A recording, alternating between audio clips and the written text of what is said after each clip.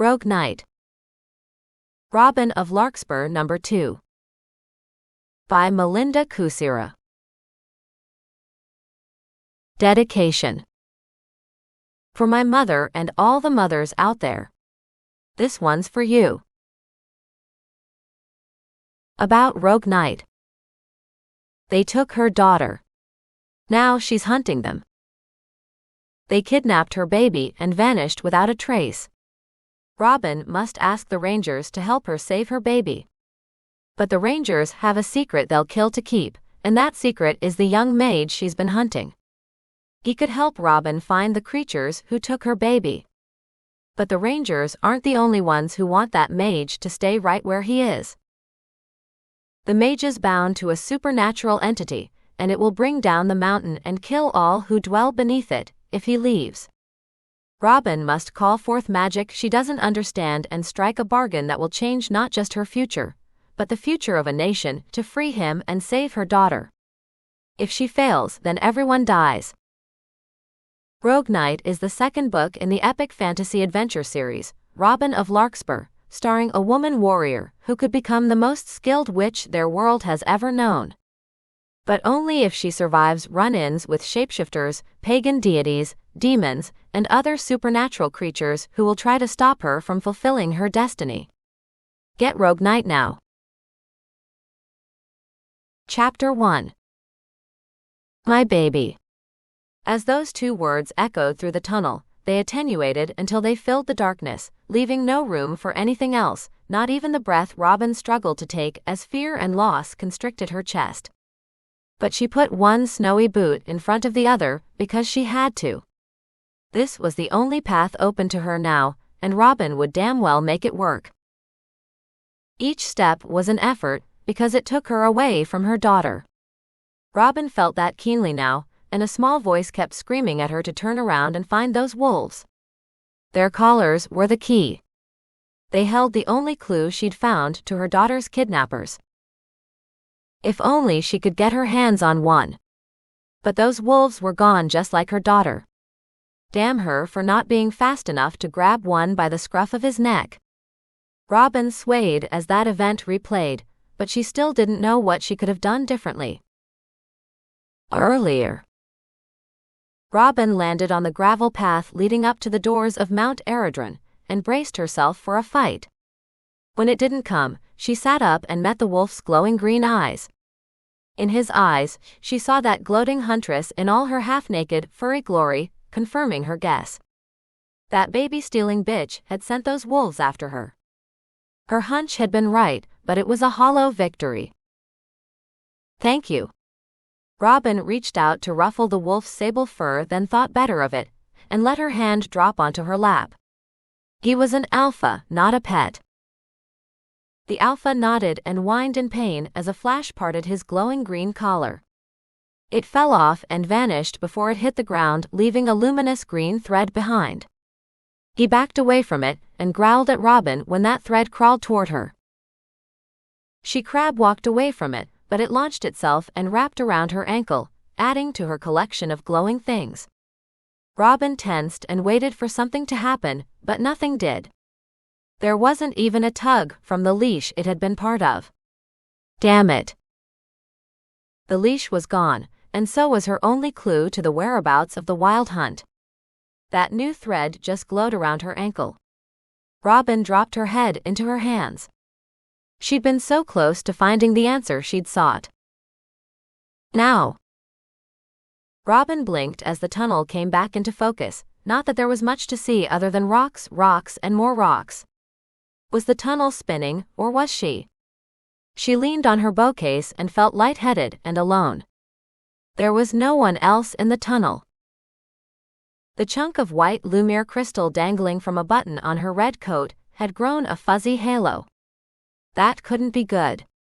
It was the only light in a tunnel that must be part of a maze, because each twist and turn only presented her with another intersection, and it looked exactly like the last one. 3 identical pathways led into the darkness on 3 separate paths. Which one led to the mage she sought and the help she needed? They took my baby, a woman said, but her voice seemed to come from everywhere at once. "They took mine too," Robin said too softly to interrupt those heart-wrenching sobs. Which tunnel would take her closer to that woman? Oh Lord, she was so lost. Robin had no idea which way to go. Which would take her to the woman who was living her personal nightmare? A green glow reached out of her coat and into the darkness, stretching its spherical nimbus into an ellipse whose narrower end pointed to the left-hand tunnel. Robin ran a finger along the green glowing links of her necklace and wondered again about the mage whose power had combined to make it. What would he be like? Robin regarded the tunnel the remnants of his magic pointed at. He must be down that way. But could that woman also be down there? She needed to find both, but his power just pointed unerringly to the left, so she went that way because gaining his help was paramount. Robin couldn't find her baby, or that other woman's child, if the same people had kidnapped them both, without that mage's help. But will he help me? She touched her necklace again and got nothing from it, no promise of aid, no reassurance, just a not-so-gentle nudge toward the left-hand tunnel. Robin leaned on her bow case as she pushed on, using it in place of a walking stick. The case she kept her bow in was big enough to stand in for a walking stick. At 6 feet dead even, it was a hollow tube made of a light but tough woody vine. Her unstrung bow fit snugly into it, but the case was still thicker than a traditional walking stick and heavier too. But it was still quite effective at propelling her forward over the uneven ground. It was the perfect probe too. It had revealed several deadly drops and quite a few large holes in time for her to avoid them. The metal capping her bow case's base glinted in the lumiere light, and Robin froze as a feeling of déjà vu swept over her. But she couldn't have done this before because today was the first time she'd ever visited Mount Eredren. But that feeling only intensified as she probed the darkness with her bow case for any more traps. She hoped Strella had better luck finding help for Kat, but Robin sincerely doubted that. Strella was probably around here somewhere, and likely getting just as frustrated when yet another bend revealed either another intersection or worse, a blank wall. There had to be people around here somewhere. Robin had sensed them during that strange moment when she'd connected with the mage whose power had created her necklace, and she still needed an explanation about that. How had she connected to him? If Robin could figure that out, she'd be one step closer to finding him. She tapped her finger against the green glowing links on the chain around her neck, but got nothing from it except light. There was still no sign this place was even inhabited. It felt abandoned, but that was impossible. Rumor had it this place was packed with people. Where were they? Robin had seen no one since parting with Strella. That goodbye had punched a small hole in her heart. Strella had become a good friend, and the events of that day had made it clear Robin needed all the help she could get. She just had to find some. Robin touched the necklace glowing a vibrant green one last time, then strode down the left-hand tunnel. Robin swayed, and the tunnel seemed to revolve around her. That wasn't good. She couldn't remember the last time she'd eaten, or if she even had any food in the rucksack slung over her shoulder. But that was a moot point now. Those echoes grew louder and clearer. Robin sped up, hoping she'd at last found another human being in this oppressive darkness. Robin turned 2 more bends and saw them finally, people. She almost wept with joy. Her shoulders slumped in relief. She wasn't alone anymore. Help was within her grasp. Then Robin looked around her, and unease coiled in her gut again. This tunnel looked like the last one, right down to the placement of the stalagmites and their drippy, ceiling-bound friends. Either her tired mind was making all the tunnels look identical, or the Lithurians had crafted that illusion on purpose. They were a race of stone mages, so it was possible they could have carved several identical tunnels just to mess with visitors. After all, they were famously antisocial, but they'd vanished from the world centuries ago. Shouldn't the current inhabitants of this place have done something to differentiate one tunnel from another? Robin wondered how many visitors got lost in this maze each day. Did anyone ever look for them? Someone must, since this place traded extensively with other strongholds. Then again, there were all those traps down here. Robin rubbed the back of her neck. It ached from all the looking down she'd had to do on the march here to ensure she didn't step on something that couldn't hold her weight. It was a relief to have solid ground under her feet again, but that relief was short-lived since the argument in front of her was heating up. A man and a woman faced another man. The first man wore furs, not uncommon in this weather, except they looked kind of like wolf pelts, and Robin felt uncomfortable about that. The man's furs looked a lot like the pelt of the alpha she'd freed, but that was impossible, wasn't it? There weren't any wolf shifters anymore. The races of the magic kind had all died out long ago, leaving the world stage to mankind. Robin backed up, but it was no use hiding when she frigging glowed, and not just her necklace or the Lumiere crystal attached to her coat either. 2 white threads glowed around her wrist, and there was a green one wrapped around her ankle over her knee-high boot. Hiding was out of the question. Besides, Robin needed answers. It was just hunger making her edgy. She had nothing to fear here except failing to find help, and that wouldn't happen. The Rangers always helped their own, and she was a ranger herself, or she would still be employed as one if she'd stayed home. Dad had held a space for her. Was it still available? Could she go home? Just thinking about Larkspur made Robin miss it even more. But Ison might look there for her. He knew where her home was. But now wasn't the time to think about the man she'd left without a word. That punch to the face while she was 9 months pregnant had ended any responsibility she had to him. Robin tucked all those questions away for later when Rosalie was safe. But they stayed in her wounded heart, nurturing the tiny flame of hope she held tightly to as the woman she'd heard crying out for her child turned to face her. She too wore furs, but other than her cloak, which also looked like the pelt of a wolf, she was missing some key pieces of clothing like trousers and shoes. So was her male companion. He'd been silently backing her up throughout the argument with a man in guardsman's blue. The trio occupied the right fork of the intersection ahead. Beyond them, a bunch of creepy statues complete with glowing eyes brandished their weapons. They looked so lifelike, Robin dropped her gloves and patted down her pockets for a weapon. Then she saw they were made of marble. When Robin glanced at them again, the statue's eyes were unblinking crystals, and she cursed herself for being a fool.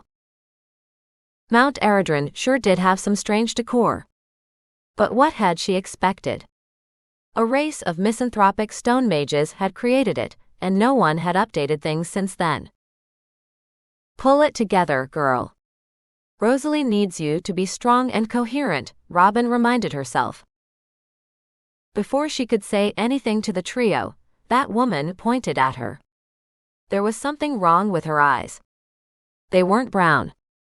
Robin couldn't tell what color they were because the light shining on the woman came from a mosaic made of Lumiere crystals, and it only covered the part of the ceiling that was over those creepy statues. Nor was it bright enough to properly light this tunnel. She took my baby, the half-naked, fur-clad woman said again. Robin's mouth dropped open in shock. Surely she'd heard that wrong. That wolf girl hadn't just accused her of kidnapping, right? There must be some mistake. I didn't take anyone. I only just met you. I've never seen you before. Robin backed away while all 3 of them glared at her. But she didn't back into a wall. Instead, she'd backed into a cave and it was filled with heaps of junk. She took my baby, the woman Robin had mentally dubbed Wolf Girl shouted again as she pointed a shaking finger at Robin. I didn't take anyone but someone took my baby, Robin shot back. She set her bow case down and leaned on it. Robin needed the support while she convinced the guard heading toward her that Wolf Girl was insane. If she didn't, he might arrest her, then who would save her baby? No one. Robin had to lead that search, and to do that, she had to stay out of jail. She couldn't convince the Rangers to help her if she was sitting in a cell, awaiting a court date. Robin shuddered at the thought. The guard was already looking at her with the wrong kind of interest. He saw her squared shoulders, her travel-stained clothes, and her bow case, and deduced she was a warrior of some kind. Well, she was. Robin just didn't feel up to a fight with anything other than words right now, and words had never been her forte. Well, that had to change right now. Listen to me, Robin shouted over Wolf Girl. The half-naked woman wasn't as hysterical as she should be if she just lost her baby. Could she be lying about that? No, when that woman had said the word baby, it was the only word that had rung true. Wolf Girl had a baby, but was that baby missing? If so, could the Wild Hunt have taken Wolf Girl's baby too? Before yesterday, Robin never would have believed them capable of such a crime. But she remembered the knife the womanish creature who led the Wild Hunt had held to her throat all too well. If that huntress had taken Wolf Girl's child, that woman would know it. The huntress was too distinctive and looked too much like a deer to pass for anything other than what she was, a murderous hind. There was no way Robin could be mistaken for that creature. I don't know who took your baby, but she wasn't me. I only just arrived. You can ask the ranger who helped my friend and I carry our wounded comrade up that windy trail out there. Robin gestured in the direction she thought the doors were, then realized she'd never gotten that ranger's name before he'd vanished into the mountain. Damn it. Names hadn't seemed important then. But now he was gone, and Robin had no way of finding him again. Great, that was one more thing that wasn't going her way. But the guard latched onto her explanation with a desperation that surprised Robin. What was his name? Tell me, so I can verify your story, and we can get this sorted. He pulled out a little bound book and a graphite stick from a pocket on the utility belt, cinching the waist of his dark blue tunic and trousers. The insignia of the Fraternal Order of the Guards of Shiari was stitched on the youngish man's right pec. 2 black spears crossed over a white barbet. He held his pad up and prepared to write down what she said. So, she'd better say something. The guard had such earnest brown eyes. Robin couldn't look away from them. I didn't ask his name. My friend was seriously injured when my daughter was kidnapped. Getting her help was more important than getting the name of that ranger. Besides, I got the feeling he didn't want to share that with us. Robin paused to moisten her lips. They were dry and cracked from the cold, and she had no ointment to fix that, not where she could easily grab it anyway. Nor did she have anything else to add. The guard frowned as he picked over her words, searching for the truth, which was what she'd given him. Why didn't he recognize that? Robin rocked on her heels as she waited for him to reply. If only she'd brought Strella with her. At least then she'd have some backup. Can you describe this ranger? The guard asked. He was a youngish fellow who was out of his depth with this. Robin suppressed a sigh, and the guard took down what little she could recall. He had brown hair, brown eyes, and a bad attitude. He wore winter whites instead of the usual ranger's uniform of variegated greens. That's it. Robin couldn't remember if he had any facial hair, jewelry, or identifying marks, but neither had she really looked. That ranger had been surly and thoroughly unhelpful, so she'd taken little notice of him after their disastrous meeting. Now, Robin wished she'd paid more attention to that annoying man's physical attributes, and less to his conduct. But she hadn't, so she was stuck until someone cross-checked the schedule and made a list of likely candidates. This guard would do that, right? Maybe Robin shouldn't assume he would. He looked awfully green. He might even be a new recruit. That would explain why he was in this desolate place. I'm sure if you check the schedule, you'll find him. Or you could go to the infirmary and ask for Strella. She can confirm my story too. I traveled with her. She might have gotten his name since she spoke to him more than I did. He was rather curt with us. Robin fiddled with the Lumiere crystal hanging from the second button down on her red coat while she waited. She wouldn't go to jail. There was only one guard. Robin would get past him. Would the silent wall of fur and muscle backing Wolf Girl up try to stop her? Probably. He looked strong too. Damn. That guy was a big man with a broad chest and not much under the fur he wore as a cloak, except a skimpy loincloth of the same fur. That short furry loincloth seemed to be growing out of his more intimate parts, but at least they were covered. Shiari was home to some of the strangest people, but that's what made her country so great and so trying at times.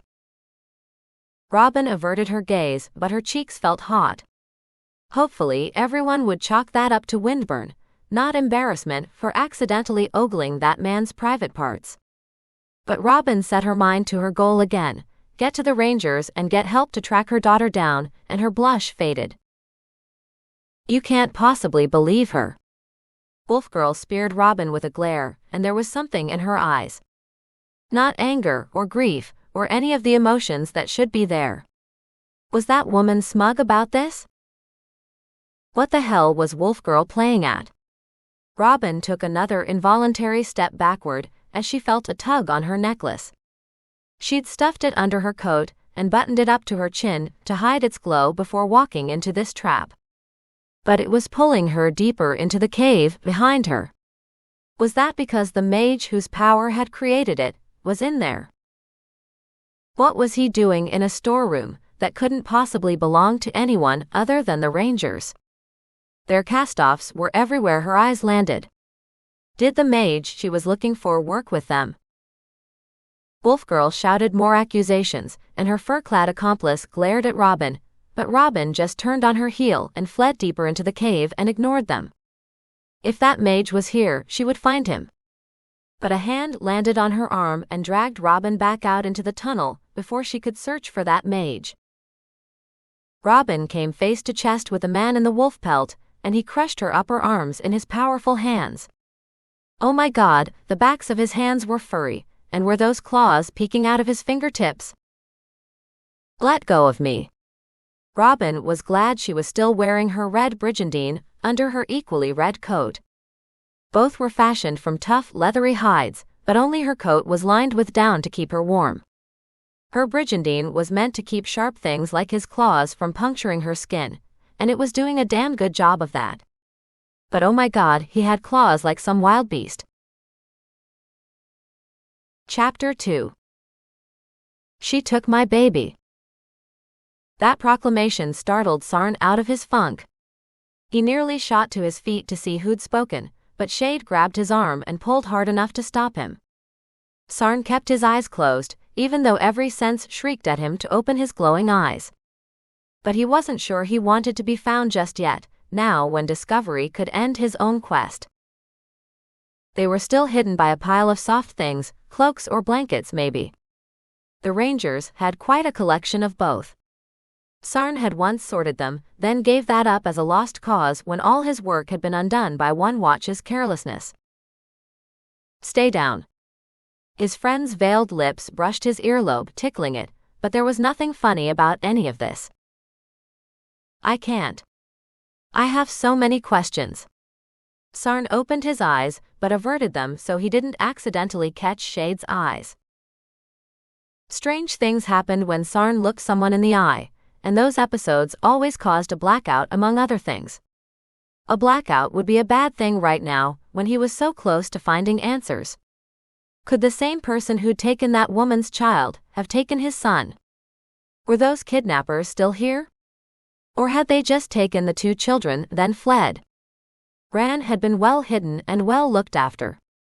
Someone must have told the kidnappers about his son and where to find him. Surely not the foundlings. They were his friends. 5 of them were here in this cave because they'd come to help find Ran. But what had motivated that offer? An altruistic need to help a friend? Or guilt over betraying his son's whereabouts?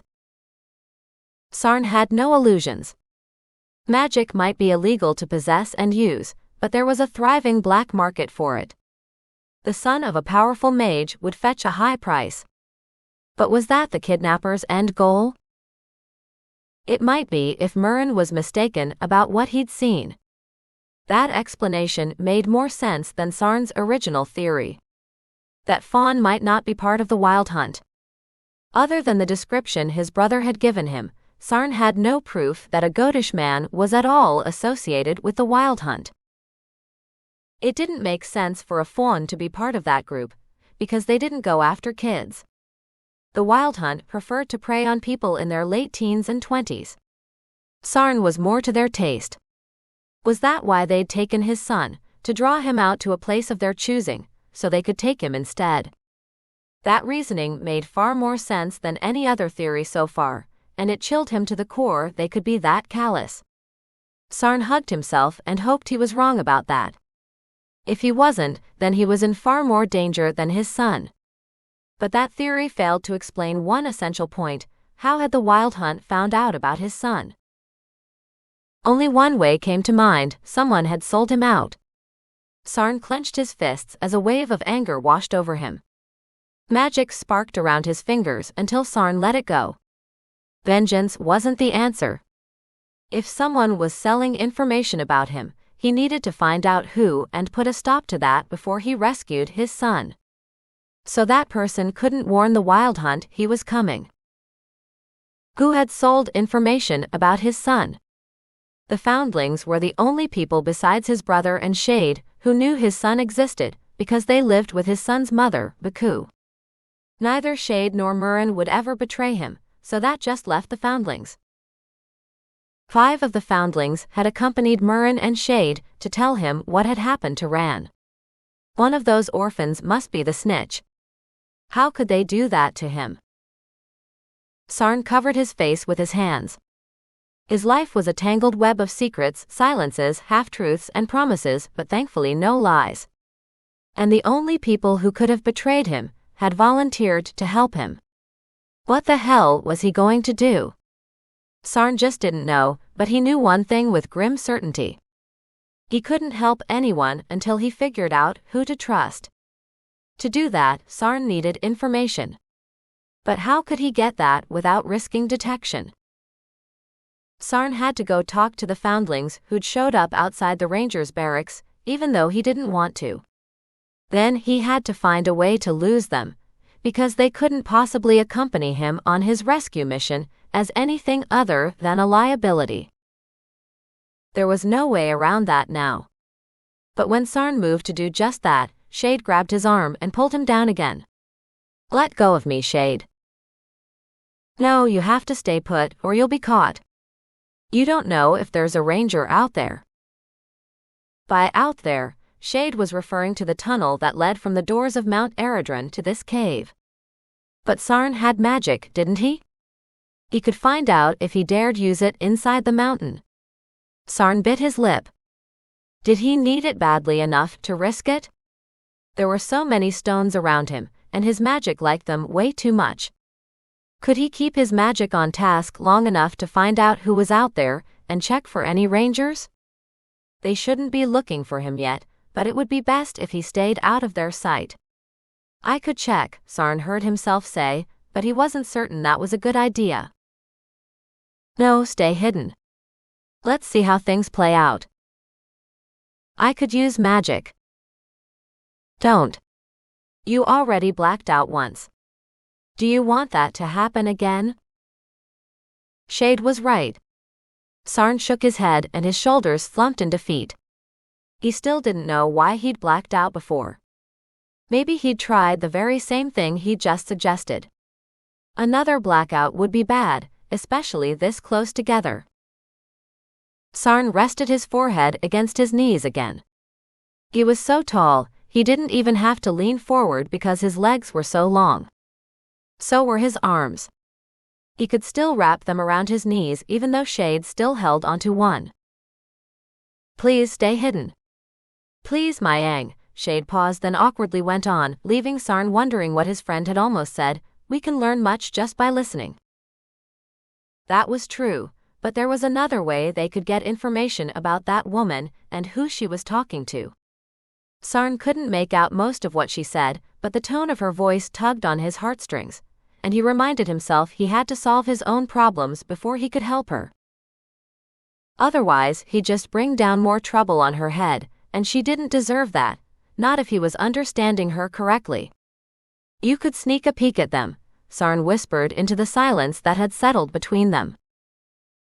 Because Shade's eyes didn't glow. That was a great plan. Shade was clad all in gray from the top of their head down to their toes. Only Shade's gloved hands, booted feet, and brown eyes were visible. All else was covered by swaths of gray cloth that never seemed to get in his friend's way. Shade could move as swiftly as a shadow, and blend into the gray stone that made up almost every single inch of the tunnels down here. The Lithurians must have liked those gray rocks because they were everywhere, and they created the perfect cover for Shade. Shade didn't respond to his brilliant plan. His friend just squeezed his arm but didn't release it. Damn, Shade didn't trust him to stay put. But how could Sarn learn what he needed to know by staying hidden behind a pile of clothes? "Will you do it? Will you look for me?" Sarn pressed, not willing to let this go. He wished his brother wasn't hidden at the far end of this cave. Unfortunately, Murren had followed his instructions to the letter. The boy was serious about rescuing his nephew, but Murren couldn't go. He was only 11, and it was brutally cold out there. Besides, someday, Murren would grow up to do something important in the world. Above all else, Sarn had to protect his little brother. But why today of all days did Murren do what he'd asked? Sarn sighed. If Shade wouldn't go, then he had no choice but to call Murren out of hiding and ask him to go look. Murren would do it too. His brother would do anything he asked, and sending him out there might not be a bad idea. The Rangers knew about Murren, and they frequented this area. One might be arguing with that woman. It was likely given how close they were to the main exit from the mountain, and this cave was the Rangers' storeroom. Will and 4 other foundlings were also here. Sarn could ask one of them to look. But if they were seen, they would get into trouble because the Rangers didn't know them, and Sarn wasn't sure he could trust them or their motives. But the Rangers did know Murren, because Murren was his brother. If they found Murren around here, they'd look for him, and Sarn didn't want to be found. What a tangled mess his life had become. Sarn didn't think Murren would tell on him, not willingly, but he couldn't put his brother in that situation. It wouldn't be fair. Sarn couldn't go either because his eyes glowed, and they'd give him away before he got close enough to see anything. That just left Shade. Sarn had to convince his friend to go. Shade. No. Why? Sarn fidgeted. Why was Shade being so stubborn? Shade squeezed his arm again, but that wasn't an answer. "What do you hear?" Sarn asked, because it was clear Shade had heard something he hadn't. Shade didn't answer. Muffled echoes bounced around the cave, making it almost impossible for Sarn to catch more than a couple of words, because he'd lost half of his hearing in one ear to a childhood infection. The cloak screening him from view absorbed the very sound waves he was trying and failing to parse into words. If Sarn could just see their faces, he could compensate for that deficiency with other bodily clues. Sarn let go of his knees and peeled back some of the layers of cloth covering them. That helped a little but not enough. What are they saying now? Shade shook their head. I don't know. They're talking too softly for me to hear. But that wasn't true. Shade had heard something troubling. Sarn heard that little white lie loud and clear. He'd known Shade for about 3 years, and they'd become close enough in that time for Sarn to pick up on the subtle shift in tone, signaling his friend was lying to him. Why would Shade lie to him? That revelation stabbed Sarn in the heart. Why now? Why about this? Sarn started to ask the question beating in his brain, where were you when they took my son? But they stopped because Shade might have been there. But that white powder his friend was so fond of might have incapacitated Shade at the time. Or Shade might not have been there at all. His friend might have forgotten about that little promise to watch over Murren for him. Instead, Shade might have gone hunting for that next high even though his friend had promised not to do that anymore. Now wasn't the time to chase down that particular truth. That could wait for later when he didn't need his friend's help. Sarn couldn't help wondering which it had been. The hand gripping his arm didn't shake. Shade's grip was strong and sure. So Shade was sober right now, not high on something. That was good because they both needed to be clear-headed to save his son. Should he call Shade on that lie? If Sarn did, he might jeopardize their friendship at a time when he needed it most. But that lie bothered Sarn. It had expanded to fill the space between them, and it grated on his nerves. He must do something. His son's kidnappers were getting away. But he'd never defied Shade before. Shade was older than him and wiser about many things. Just the idea of going against his friend's wishes made Sarn uncomfortable. He didn't like to make waves, but maybe he should. Maybe this once Shade was wrong about things. That thought drove Sarn to thrash his way out of hiding. Cloaks and blankets slid off him as he jerked his arm free and crawled closer to the voices he strained to hear. He wove between piles of corsets, gambesons, gauntlets, and bracers. There was enough here to outfit an army of rangers, and far more than Mount Eredren's current roster could ever use, even if every ranger wore a different one every day. Sarn, don't do this, Shade begged. When that didn't deter Sarn, Shade grabbed his foot and yanked hard enough to undermine his balance. Sarn sprawled on the cold ground. Shade crawled next to him and pulled him behind a stack of crates holding who knew what as those voices swelled in volume. Shade didn't let go. His friend had pinned him against the wall. Stay hidden or our quest is done before it's even begun. Sarn could have broken Shade's grip, but he didn't want to argue with his friend, not about this, especially when Shade had his best interests at heart. Sarn was certain of that now, but Shade was too close. Too much of his friend's body was touching him, and his magic wasn't reacting well to that. It seeped out of his skin into his dark green tunic and trousers. Both were cast-offs from the Rangers, and neither one fit well because Sarn was taller than all the Rangers except one. He was also rangy from back-to-back growth spurts. Regular meals had transformed him from the scared, half-dead kid the Rangers had rescued to, well, Sarn guessed he was a man now. He just turned 17 almost 2 months ago. But Sarn just didn't feel like an adult right now. Most days, he still felt like a lost, scared orphan navigating a world that too often baffled him. I didn't kidnap anyone, another woman shouted, and this time Sarn heard her clearly. Her voice rang with sincerity, and her words struck a chord. Sarn almost shot to his feet to defend her, but Shade held fast, and the green glow that lit the backs of his eyelids dimmed. Sarn felt strangely lightheaded, then darkness winnowed away his world. Not again, he thought just before that blackness pulled him under. Under their gray veil, Shade smiled. Now, if only that girl would go away and leave their angel alone. Shade had lied about not hearing what she'd said, and had heard every word. That troubled Shade.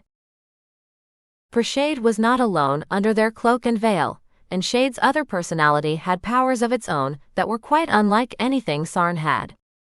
Shade would use all of them and more to keep their emerald-eyed angel away from that girl, Robin. There was a glow about her that reminded Shade of Sarn, and Shade hated her for that. Years ago, Shade had traded the light for the dark and a chance to save their green-eyed angel. I'm not sorry, Shade said, but Sarn was out like the light in his eyes. You belong to us and we do not share. Darkness filled Shade's eyes, and under their veil, their scarred face stretched as the dark thing bonded to Shade's soul peered out at the world with hungry eyes. Feed me, it said in a gravelly voice. I hunger for magic, for light. Shade pushed that other personality down before it could try to feed on their angel again, but it resisted. Without that white powder and its hallucinatory properties to keep the darkness at bay, Shade couldn't send their dark passenger to sleep. But that powder left Shade strung out, and Shade needed to be in top form right now. Maybe a little power would be okay, just to push their passenger down. Surely, a little bit wouldn't impair their mind too much. Shade ran shaking hands over their gray robes, seeking the last vial of alial powder, but it was gone, and there wasn't time enough to get more of that potent hallucinogen. Shade glanced at the love of their life with regretful eyes, and extended a gloved hand to take some of the light that only they could see. A little more wouldn't hurt Sarn. It would just make him sleep until that woman left. Just the thought of her called forth the darkness Shade was trying to drown out with light. "I'm sorry, my angel. Forgive the theft." Shade laid a protective hand on their angel's chest atop the heart Shade had never been able to claim, and drank deep of his magic. Chapter 3. Are you sure that's right? Hintra turned the spell-marked cloth in her hands, then tilted her head to get the correct perspective. But the swirly design Dressen and the others had traced on the ground with sharpened sticks still didn't look right in the golden glow of the haven. A giggle interrupted her musings, then a baby crawled through the design, blurring its lines. He had laughing green eyes and dimples, and she'd lost count of the number of times he'd escaped the hunters who were supposed to be minding him. Hintra pointed at the baby speeding on all fours toward the curtain of gold light that walled in this valley, and kept it a little too warm for comfort. That shield fascinated the baby so much, he couldn't get enough of it. Every chance he got, he raced over to pat it, and in the process, he messed up the designs covering most of the valley's floor. "It wasn't me." Dressen avoided her angry gaze when she turned it on him and shrugged his rugged shoulders, which were nicely furred. So were his chiseled abs, and under his leather loincloth, his legs too. They ended at a pair of silver hooves just like hers. Hintra suppressed the urge to run her fingers along his antlers. He had a full rack as a proper buck should, but she seethed anew when that meddlesome baby took it into his head to crawl along the shield kissing it. He'd erased part of the outer circle and circumscribed the design she needed for the spell to work. "I don't care whose responsibility it is. Someone needs to corral that baby right now. Before Hintra did something she'd regret. If only she could use her usual prey to power this particular spell. But no, that would be enjoyable, and this undertaking had been nothing but constant headaches, and that baby wasn't helping matters. "I'll fetch someone." Dressen trotted away before Hintra could order him to pick up that baby. "Watch where you step. If you so much as smudge a single line, I'll have your head." "Yes, Huntress," Dressen said without a backward glance. He did as she'd asked, but he didn't slow his pace. Nor did she blame him. Hintra didn't want to touch that drooling child either. She reminded herself she needed that smelly little brat as she squeezed the spell. Hintra had collected 2 of the 4 babies the spell in her hands called for, the mage's son and the witch's daughter. Why couldn't he be as quiet and as little trouble as the witchling? If the other 2 babies she still needed to collect, the shapeshifter's child and Winter's favorite son, caused half this much trouble, then she'd better get as much done as possible before going after them. A female fawn rushed past. It was Xian. The fawn girl took care not to step on any of the carefully drawn lines in the dirt in her mad dash. But she made too much noise, and the baby charged into the foliage on a zigzag course that obliterated more of the design this spell called for, giggling all the while as if this was the most fun he'd ever had. Hintra suppressed a scream of rage. It was almost as if that little annoyance knew he was messing up her plans. But how could he? He wasn't even a year old yet. But he was the son of a mage, maybe that had something to do with it. Hintra wished she knew which mage was his father, so she could punish him for siring such a little imp. Why can't someone catch that kid? He's just a baby. Hintra still couldn't believe the trouble one small human could cause. Her hunters outnumbered him 50 to 1, but that baby kept eluding them, and it drove her mad. She had designs to fix and a trap to set, just in case the angel who guarded this place got any ideas about stopping her. That angel was the wild card in all this. For now, she had his tacit approval to stay here and do what needed to be done, but that would only last as long as he didn't know what she was up to. "Will someone please catch that baby?" Hintra ground her teeth as that green-eyed little imp sped past, chased by 2 fawns. His churning arms and legs smudged out more sections of the design, and she screamed in frustration because every time she got a piece correct, he rubbed it out, and she had to start all over again. These designs weren't easy to copy. They were quite intricate and had required them to fashion a few tools to make them. Some parts of the design interlocked while others were circumscribed. Then there was a random star pattern at the center that had 6 points. If the whole thing wasn't 100% correct, then the spell would fail, and she'd have to continue leading the wild hunt. Hintra wouldn't let that happen. But she felt like this was a conspiracy. Someone must be putting this baby up to it, because he wasn't intelligent enough to know what she was doing, or what part he would play in it. Someone must be directing him, and that someone was a traitor. Hintra glanced at the basket where the witch's daughter reclined. The witchling opened one eye and regarded her with disdain. If Hintra hadn't known that baby girl was too little to get up and do anything, she would have been worried about that searing glare. Had the witchling's eyes glowed faintly greenish? "I'm trying to catch him," Xian said in passing. "But he's small, fast, and a good hider. There's a lot of places for him to hide." She ducked behind a thicket of berry bushes to look. Now, where did he go? The baby had stopped laughing. Without that to clue them in, he was invisible since his parents had garbed him in dark green and tan, the same colors as the damned foliage in this protected valley. So he blended in with it, all except his pale little face. Hintra clamped both hands to the sides of her aching head. She needed to hunt. The need had just kept growing ever since that mage boy had escaped her earlier. He hadn't even given her a proper chase, and she couldn't understand why.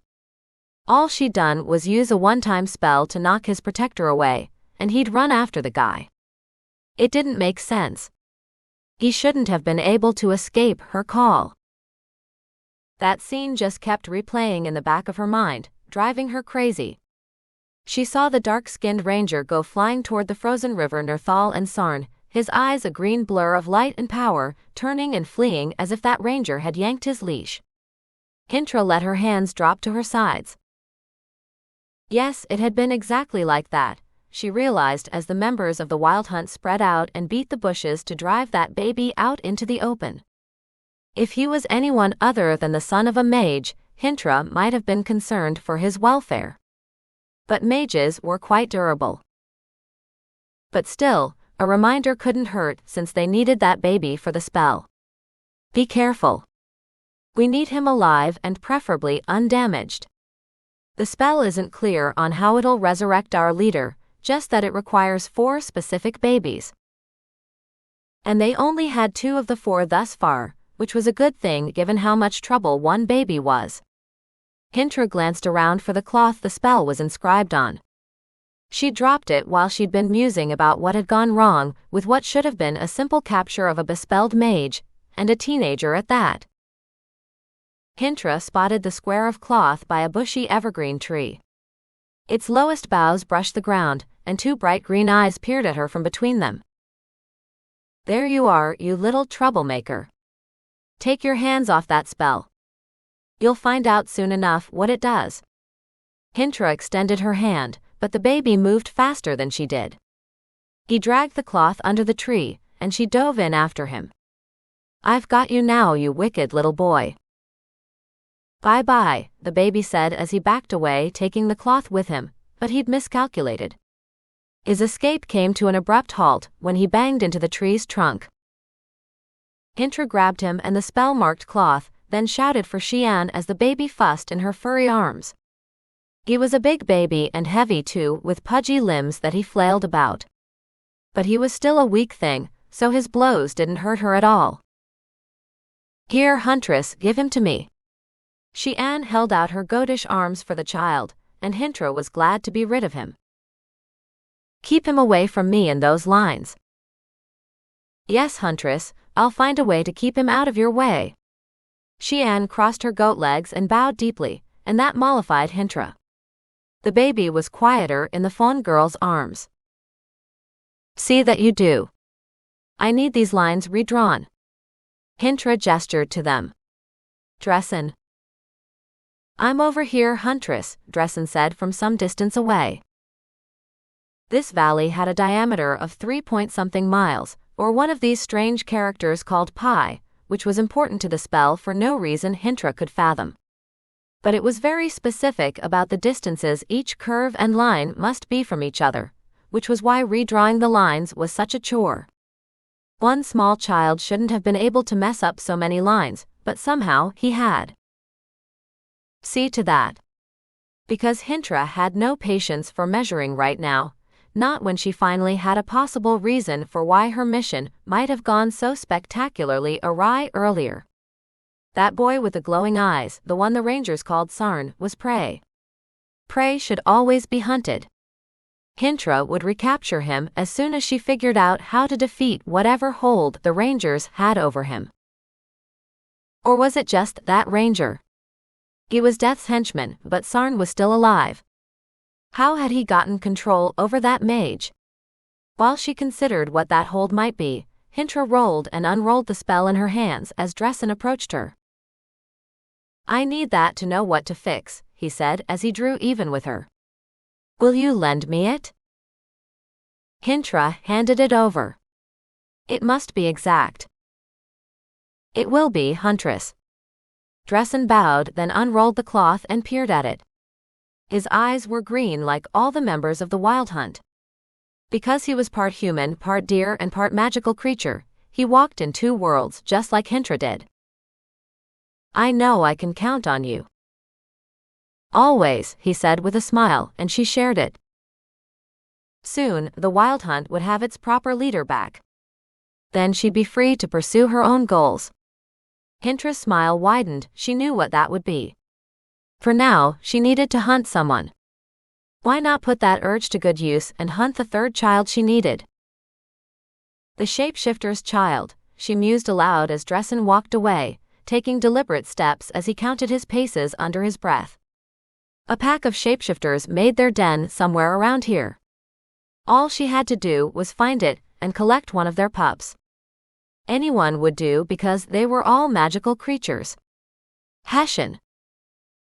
"Here, Huntress," said a male fawn from somewhere nearby, possibly even behind that fir tree. "You have need of me?"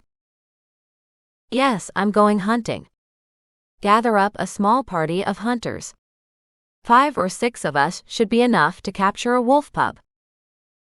"A wolf pup, Huntress?" "Whatever for." "For the spell, you dolt. It requires a shapeshifter's child, and I know there's one around here somewhere." Hintra had sent their parents off to chase the mother of that witchling. For a moment, Hintra wondered how that was going, then she shrugged off that curiosity. Either Robin would show up for a proper rematch, or she'd die. Hintra didn't care which way things went anymore. She had bigger plans. But catching them might be difficult. "They do run so," Hessian said, reminding Hintra he was still behind that fir tree. Why hadn't he gone off and gathered a party of hunters, like she'd asked? Must she do everything herself? Hintra planted her fists on her hips and glared at Hessian through the tree he hid behind. What a coward. "Yes, I hope they do run. I hope they lead me on a merry chase. I do so love to chase my prey before I pounce on it." Hintra licked her lips in anticipation. That would be just the thing to restore her. "Well, don't just stand there, get a move on. I gave you an order. Now get. I want to be out of here in the next 10 minutes, less if you can manage it." "Yes, Huntress, but what about their parents?" Won't they come after us? No, they can't, not while they're still wearing those stupid collars. But I wish they would. What a chase that would be. And oh, how she hungered for that. A delicious shiver went through Hintra at the thought of someone as strong, powerful, and fast as those shapeshifters chasing her. Maybe she'd let them catch her. What a fight that would be. If only. Hintra sighed and dug around in her pocket for the finder stone. She had a feeling she'd need it to find those pups. Their parents had probably made their den somewhere she wasn't likely to look, and it would be as secure a place as they could make it. Maybe they'd found someone to guard their den in their stead. Hintra hoped so as she pulled a Lumir crystal from her pocket. She needed a good fight. The crystal lying on the palm of her hand was a luminous green because it was filled to the brim with earth magic, which allowed it to do so much more than glow. The finder stone vibrated in her hand as she thought of puppies who could trade their canine bodies for more human-looking ones. Though why anyone would want to give up their fur and claws, Hintra just couldn't fathom. She'd never do it. Hintra was far too fond of her body. It was a perfect amalgamation of supple, womanly wiles, coupled with the speed and grace of a hind and the soul of a lioness. Her silver hooves matched her midriff-hugging, creative attempt at chainmail, not that she needed it. Her sleek fur hid a tough hide that wasn't easily pierced. So her mail shirt was more like jewelry to adorn her perfect breasts, which were covered in a brown fur so fine it blended to look like human skin, but it was so much warmer and tougher than that. A divided skirt covered the essential bits, and nothing else, because a little mystery was food for desire. A riot of brown curls tumbled down her back, and a leather band kept those locks out of her green eyes. The finder stone spun on her palm, cutting short her admiring thoughts about herself. It was shaped like an arrow, and it stopped when it pointed eastward, and emitted a pale green beam to point the way. Of course, Hessian was nowhere to be found, nor was her hunting party. What had possessed her to give that task to him? Hintra dropped the glowing green crystal into her cleavage, and allowed herself a moment to admire the effect. Its glow shot out from between her breasts, and she smiled at the admiring looks she got when she passed Dressen. He'd attached a stick to a length of cord, and used that simple contraption to trace precise circles where the spell indicated. It had many detailed diagrams of how those circles should be arranged. Hintra could leave him to fix the design that damned baby had wrecked, or she could detail Hessian to do that, and take Dressen with her on the hunt. Decisions. Oh, to hell with it. She'd rather have Dressen along than that bumbling fool, Hessian. Get Hessian to do that. You're coming with me if that wound on your side is healed enough for a ride. Hintra ran her gaze down his flank and tried not to purr. His side looked healed enough for a ride through the snow. I'll gladly turn this over to him, but Anne will do a better job. She wants this to work as much as you do.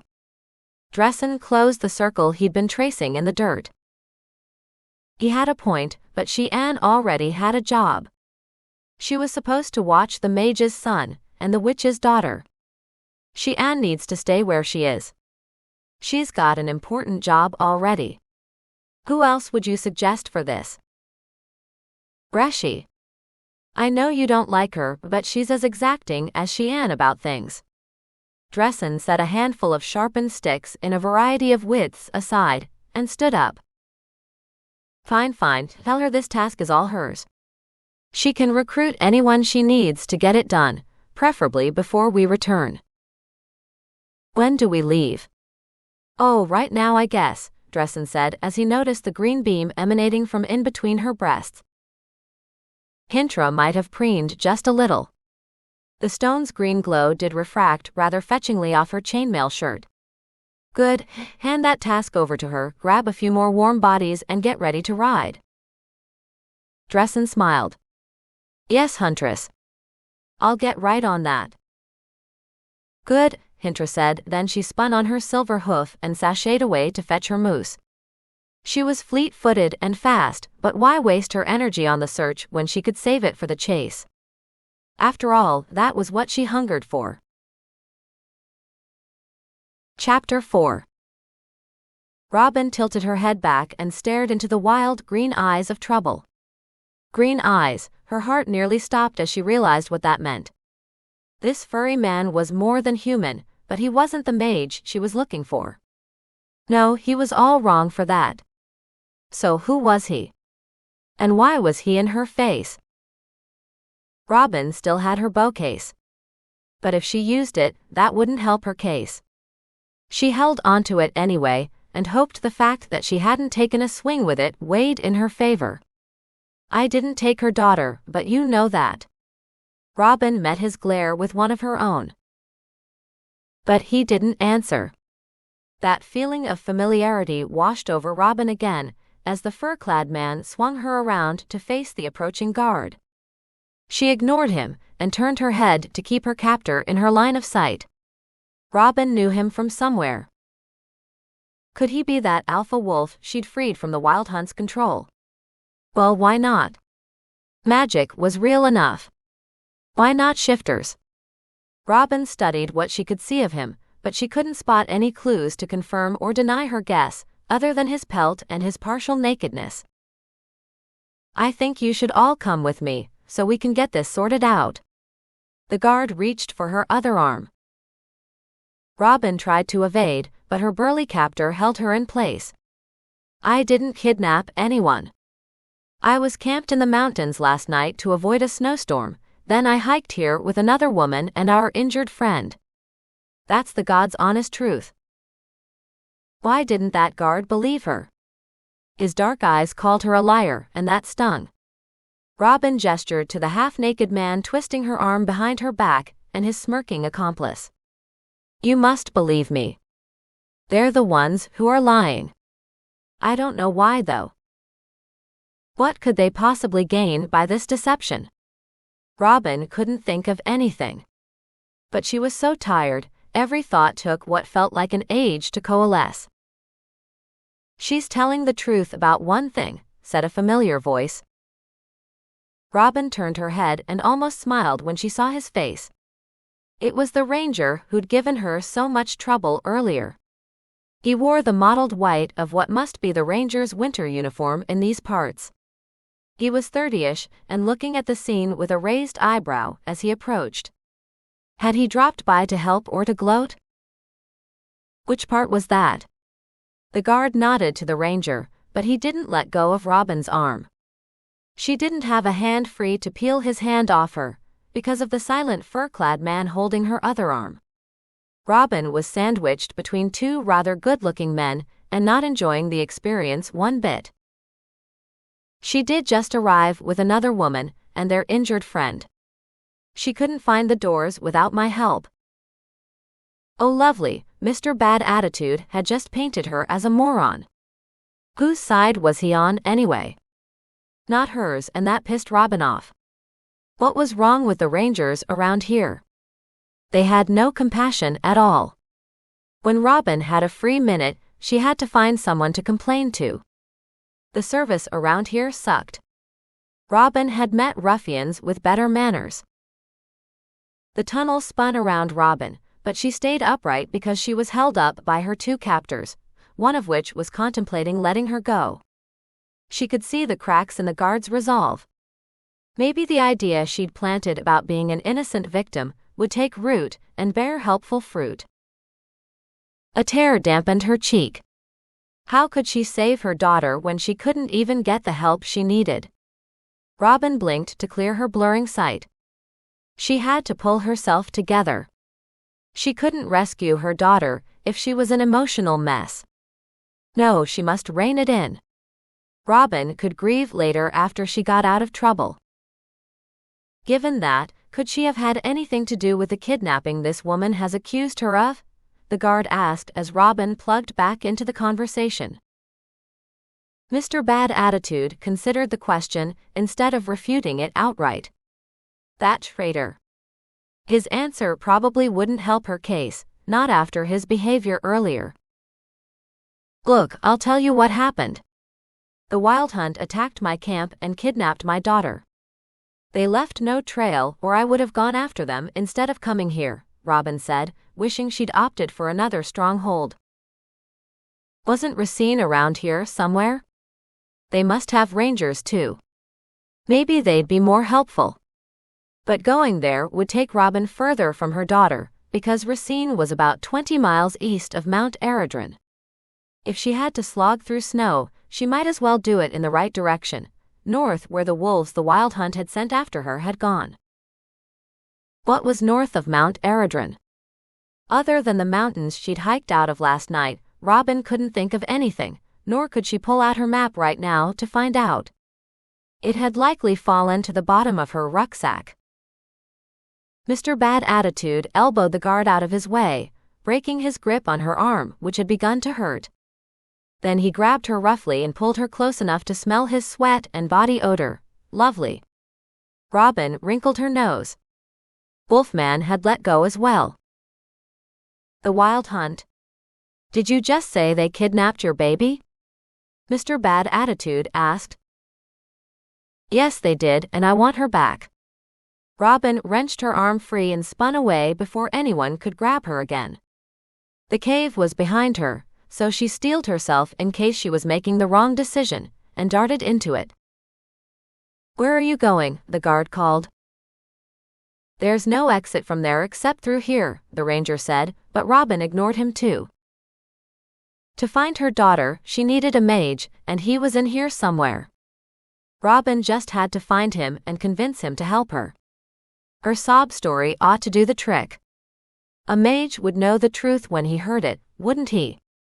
In the tales that mattered, they did, but were those even accurate? They gave chase, of course, all four of them, but it would be worth it if she could get her hands on that mage. He was close now, so close her necklace warmed and tugged her toward a pile of crates. What was he doing behind them? Maybe he was looking for something he'd dropped, but Robin didn't hear anything, and she should if he was rifling around the various piles in here for something. The cave was much larger than Robin had realized, and oddly shaped with curving walls, creating blind spots in her field of view. That mage could be in one right now, and she wouldn't know. Should she call out? What would she say? Hi there, I have some of your magic. I'd like to keep it, and ask for your help to rescue my baby? Yeah, that would go over well. The Wild Hunt doesn't kidnap babies, Wolfgirl said. Her voice grew more strident with every word. Everyone knows they only go after men and women in their late teens and 20s, and occasionally, those in their early 30s. They have no use for anyone else. That was true, but Robin had seen them deviate from that. She had no proof though, and that was a problem. How could she convince anyone of the truth without that? Then she remembered her father and his last gift before she'd left. Robin whipped around to face the four people pursuing her. You want proof? Only the ranger and the guard nodded. Wolfman wouldn't meet her gaze, but Wolfgirl did, and there was a challenge in her dark green eyes. So she was like her man. That stood to reason, and it explained why Wolfgirl wasn't wearing much in the way of clothing either. But her improvised cloak was much longer than her man's, and it covered Wolfgirl from her neck to her knees. Unfortunately, it gaped open when she moved, and none of the men present seemed to care. They were riveted by that teasing flash of breasts, and that woman knew it too. Why are you listening to her? She took my baby. Wolfgirl snaked an arm out of her cloak and pointed an accusing finger at Robin again, exposing more of her breasts. Were they furry, or was Robin imagining that? All eyes in the room fixed on the curve of that woman's breasts. Wolfgirl was everything Robin despised.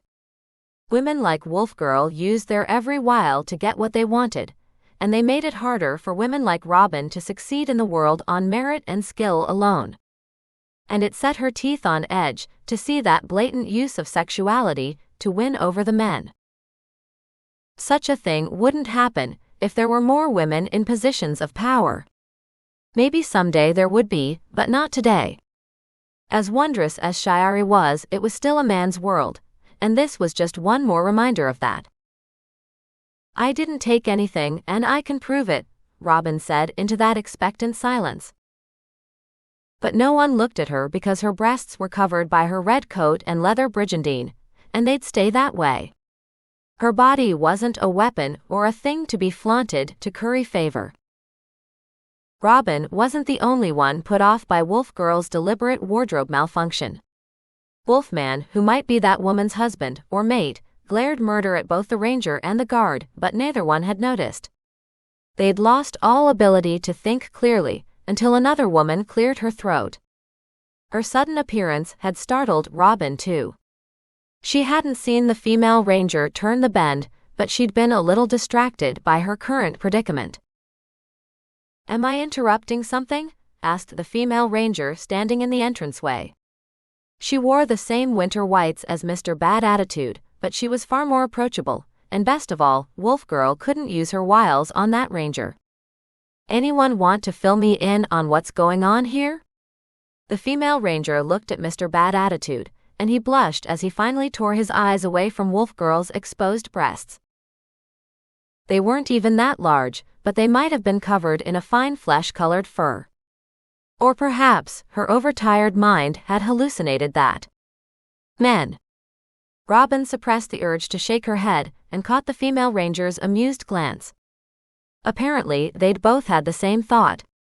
That was comforting. Maybe this woman could bring a little sanity to this farce. "Granispara, what are you doing here?" Mr. Bad Attitude asked. "I'm working." "What are you doing?" Granispara folded her arms over her chest. "I thought Martoni had the watch." "Yeah, well he did until he decided to take a swim in the river Nerthal. That sort of thing seems to be catching, since he's not the only one who fell in there today. So he's down for the rest of the day, and that leaves me in charge. How about that?" Granispara smiled and dared him to comment. He didn't. Rangers didn't bicker in front of outsiders. They always presented a united front to the world, because they were its only defense. "So Fenton, what's with all the pointing?" Granispara gestured to the confrontation in progress. Before Robin could say anything, Wolf Girl shouted, "She took my baby," and launched herself at Robin. The attack came so suddenly, Robin just stood there, struck dumb by the abrupt change in the situation. Her mind was so fogged with worry and exhaustion, she couldn't remember how to counter the attack, nor could she get her body to react. Her necklace flared up so hot it should have burned her, but it didn't. Wolf Girl crashed into Robin and bounced off, but Robin just stood there in shock. She hadn't even felt that collision.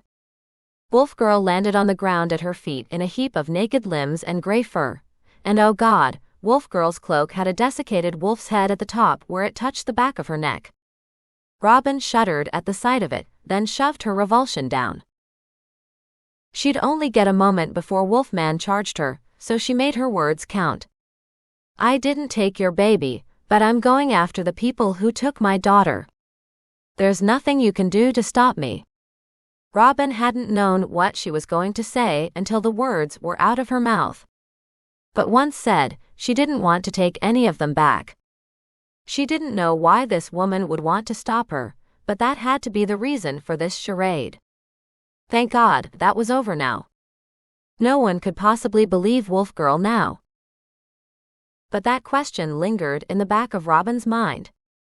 Why had Wolf Girl accused her in the first place?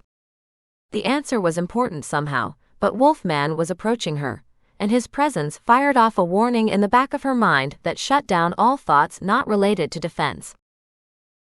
Robin fought the urge to run, and brought both her bladed hands up as she planted her feet and bent her knees. She hoped she was ready for whatever he dished out. Because if she wasn't, she had no hope of rescuing her daughter from the wild hunt. Chapter 5. Sarn floated in a gray haze while voices mumbled nearby. Patches of that haze darkened and lightened intermittently, and those changes seemed to correspond to the rising and falling of that persistent murmuring. There was something about that sound, something important. Sarn struggled to remember. Was someone in trouble? Yes, said his magic, and that someone was important to him. Sarn willed himself to wake up. Darkness hovered at the edges of that gray haze. Was it winnowing away? Would he black out when it reached him? Sarn didn't want to black out. He had to find some way to claw his way back to full consciousness. A green light appeared on the periphery of that gray nothingness. It was the same hue as his magic. Was it trying to help him? Sarn reached for the light, but he couldn't feel his body. None of his limbs responded to his orders to move. Was that light coming toward him? He hoped it was as he floated there, unable to do anything except watch it slowly encircle him.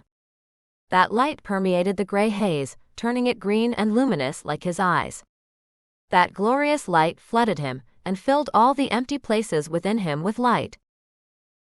Sarn came to in a rush, confused and disheartened that he'd had another blackout so soon after the last one. That wasn't good. At least this time Sarn remembered some of it, just not what had caused it. What made this time different than before? If only he could remember what he'd been doing when he'd blacked out. Shade was still there. His friend's cold arms were banded around his chest, holding his arms at his sides, keeping him still. Weakness pinned Sarn in place. All his energy drained out of him into the cold spot behind him, where Shade sat. But Shade couldn't be doing this. The very idea was absurd, and the thought floated away because it was an effort to think. His head pounded, and maybe that was a clue. Had he hit his head on something? The pain wasn't localized, and it would be from a concussive blow.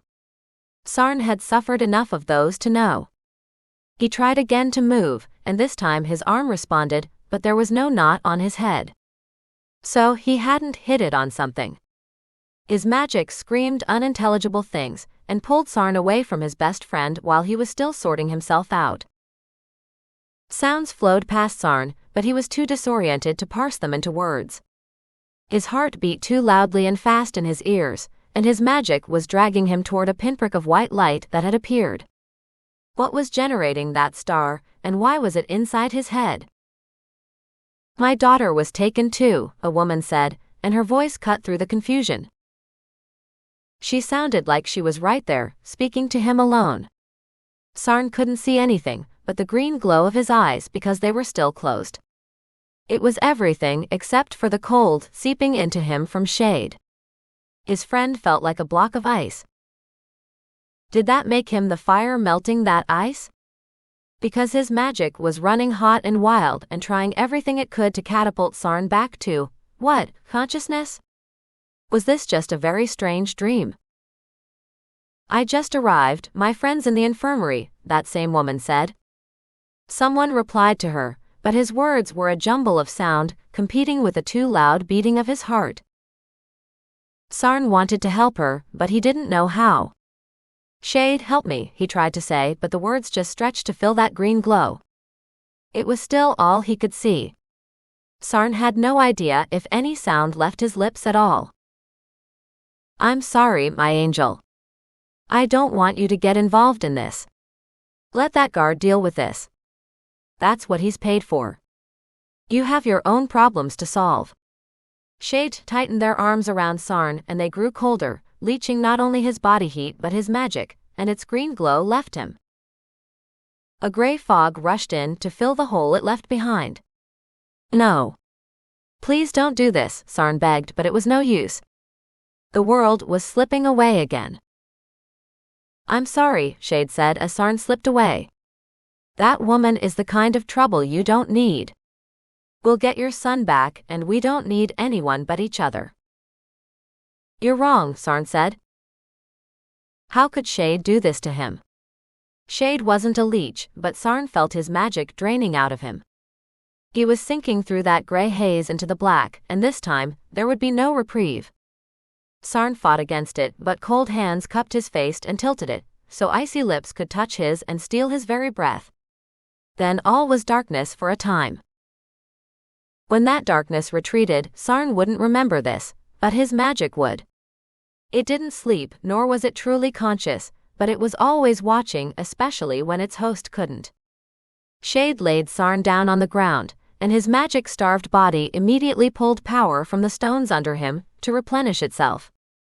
Sarn didn't function well without a certain amount of magic bouncing between his cells, and it was too low now. One eye cracked open just a hair, barely enough to let out any of its green glow, but it was enough for his magic to see the enemy, the one called Shade. This meant war between them. Sarn's magic glared all its hate at Shade, the deceiver. "You can't have him," it whispered, but only its unconscious host heard because Shade wasn't a mage. "He belongs to us, not to you, never to you." Then it let that eye sag closed and went to work on waking up its host. Thanks to his youth, Sarn could assimilate magic into his system more rapidly than an adult could, and he could recover much quicker from the theft. His magic would make sure of that, and it would drive a wedge between them. Sarn woke up and felt strangely off. Something wasn't quite right. Before he could get his bearings, two familiar gray-gloved hands passed in front of his eyes, cupping their green light between them. Then those hands laid themselves gently over his eyes, and his magic freaked out. It shoved against those hands, desperate to get away from Shade, his best friend. Which didn't make any sense. His magic had never reacted to Shade this violently before. Could that last blackout have anything to do with it? Yes. Sarn didn't hear the word, but he felt it in every fiber of his being. For some reason, that blackout had been different, but he couldn't figure out why.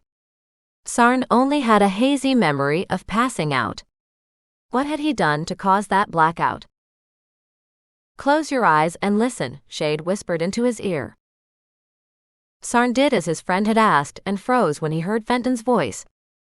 Oh fate, the day ranger must be looking for him. Sarn remembered sneaking out of the ranger's barracks with Shade, Will, Murren, and where was his brother? Magic leapt out of Sarn and rushed over to Murren as his mental map descended like a curtain over his closed eyes, just as Murren's icon moved. No, Sarn willed his brother to stay hidden.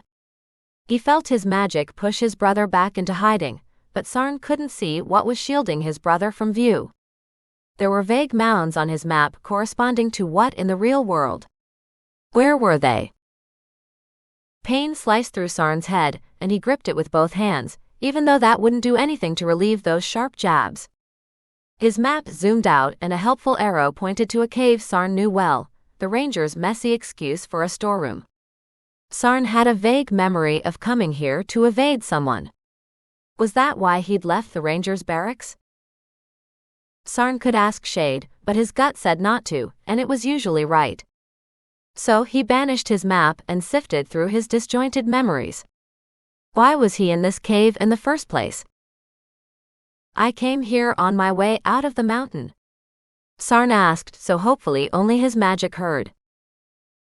Affirmative. It was less a spoken word and more a sense that he'd guessed correctly. That brought the obvious question to mind, but before Sarn could ask it, a smiling face popped up in his memory covered in drool, and his own green eyes stared back at him as that 9-month-old baby sat up and waved hello. Then it all came tumbling back, the conversation in the barracks, sneaking out and being followed here, his distrust of the foundlings, the arguing people, Shade's refusal, then darkness, a woman shouting, "You took my baby," and the need to help her, then darkness again. Something was still missing. Sarn couldn't think of what that might be, but the feeling persisted, and it bothered him. Sarn hated to lose things, especially to a break in consciousness, but it happened all too frequently. Now wasn't the time to worry about his mental health. Magic pushed through his eyelids and the clothes on his back, intent on shoving Shade away from Sarn as the world threatened to gray out again. That would increase its green glow, and Sarn was the only person under Mount Eredren who gave off any kind of light. Usually just his eyes glowed, but sometimes his hands did too. "Stop, just stop," Sarn told it. He sensed rangers nearby, possibly inside this cave. When his head hurt a little less, he would confirm that. For now, he just needed to avoid being seen. "If they see me, they won't let me leave." His magic sank back into his skin as Shade shushed him. Sarn escaped his friend's hold but couldn't go far with a wall on one side, Shade on the other, and a stack of crates to his right. There was a narrow crawl space around that precarious pile, but Shade blocked enough of it to stop Sarn, and he didn't want to fight with his friend. Shade was here and helping, and that was what he needed right now. His magic didn't agree, but Sarn ignored it. Its distrust wasn't new, but it had never been this forceful before. What had changed? "Are you all right?" Shade whispered. Sarn nodded because he could not lie in words, but he wasn't fine right now. His mind felt like a bottle someone had shaken up, then set aside to settle. He heard quiet voices on the other side of the storeroom, and he tried to move Shade aside. But Shade refused to budge. "No, stay here. Stay hidden. Let them work out their own issues without you." Shade grabbed Sarn by his arm, and his sight darkened. A woman's voice echoed in his mind, "They took my baby." Every time it replayed, her words rang truer and truer, until even his magic urged Sarn out of hiding. "Let go." "I can't do that, and you know it," Sarn snapped. He'd had enough of Shade's reticence. Usually, Sarn echoed it, but this was different. There were little children in danger, and he knew what that was like. But when Sarn had been in their shoes, he'd had magic to protect him, and these kids didn't. Sarn felt his arm heat up as magic pushed through his skin and the sleeve covering it, and slammed into Shade's hand. But his arm went suddenly numb, and that grayness crashed down on Sarn again. Darkness flirted with Sarn as he hovered on the edge of another blackout. Shade let go, and the darkness retreated too. How strange, but the two couldn't possibly be related. "I just want what's best for you. Trust me, this isn't it." "I do trust you," Sarn said, "but you're wrong. I must get my son back, and while I'm doing that, why not help her get her daughter back? Maybe they're both still under the mountain." Sarn couldn't believe he hadn't thought to check that before now. What had he been thinking? He'd let his conflicted emotions cloud the most obvious solution. Sarn wished it hadn't taken several blackouts to show him the error of his ways. "What are you doing?" Shade asked. His friend's sexless rasp had a suspicious edge to it that was unusual. "Don't you trust me?" After all, trust was a two-way tunnel. "Of course, you just had a pained expression. I only wanted to know if you were okay." Lies. They stung Sarn. Why was his best friend lying to him? "I'll live," he said, because Shade was waiting for a reply. But that was about all Sarn was certain of anymore. He rested his head against the wall. There was a hollow that fit it perfectly, and the rocks deformed as they extruded massaging fingers to rub away the pain gathering at the base of his skull. Sarn called up his map, but when it appeared, it was all fuzzy because it needed an update. "I don't have time for that," Sarn told it. Besides, if he gave in to its demands, he'd likely black out again, and that would be one too many times today. "Just show me what you have." His map didn't clarify. If anything, it became even blurrier, until Sarn finally gave in to its demands. Updating his map, thankfully, wasn't a visual process. No one would know what Sarn was doing if he kept his eyes tightly shut, and that wouldn't be a problem. Sarn was used to keeping his eyes closed for extended periods of time, to hide their glow. He rested his bare hands on the ground, and magic shot through the stone floor under him, scanning everything and everyone. It picked up something interesting, a possible magical signature further back on the other side of the cave, and Sarn made a mental note to check it out after his map finished updating. Information poured into the back of his mind, and his map redrew. It zoomed out to show the whole mountain and the land surrounding it, out to the circles of standing stones enclosing both. Amber dots marked every person it had touched. At the lower left side, a counter rose with every dot it added. Sarn removed the counter. He didn't care how many people lived and worked under the mountain. Sarn? Shade asked. I'm okay, Sarn said. Something cold and hard touched his cheek. Was that a claw? Shade, what are they saying? They're talking about things that don't affect us. Pay them no mind. A woman spoke, but Sarn couldn't make out what she was saying due to the weird acoustics of this cave-turned storeroom. Sarn forgot about her when motion on his map drew his attention. Murren's icon was on the move. No, you have to stay hidden, or we'll both be caught. Sarn bit his lip and stared horrified at his map. Why was Murren disobeying him? Who? Shade asked. My brother. If they see him, they'll know I'm here too. Sarn didn't think, he just reacted. Pain cut through everything, stopping him as he tried to bind his brother's clothes to the ground. It had been a dumb idea anyway. That kind of magic only worked when Sarn could see what he was doing, so he wasn't surprised when it failed. Sarn rubbed his aching head as he consulted his map. Murren's white star icon was still threading its way through the Rangers' piles of junk, but was his brother still hidden? Any ranger worth his greens would know Murren was his brother. Then Sarn would be hauled in front of the commander for a conversation he really didn't want to have. Damn it. Sarn willed his brother to stop and hide, but his magic didn't rise to the occasion this time because of the ache in his head. Please don't let anyone see him, Sarn prayed as Murren crept around the shadowy mound he'd starred on his head map. He lost sight of Murren as a woman screamed, "She took my baby." A commotion ensued, but Sarn couldn't focus on the confusing echoes of it because his map kept roaming around Mount Eredren's innards. It was looking for something or someone, and that person wasn't his brother.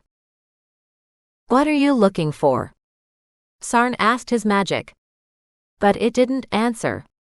Show me this cave, please. I can't open my eyes and look because your glow will give me away. The commotion quieted. There were 5 icons in the tunnel outside this cave. 2 were rangers, 1 was a guard, and the other 2 were gray blurs on his map. Sarn rubbed his eyes, but that didn't help to clarify them. All 5 icons stood as still as statues. Oh no, had they seen Murren? Was all this hiding for naught? Chapter 6. So this is it?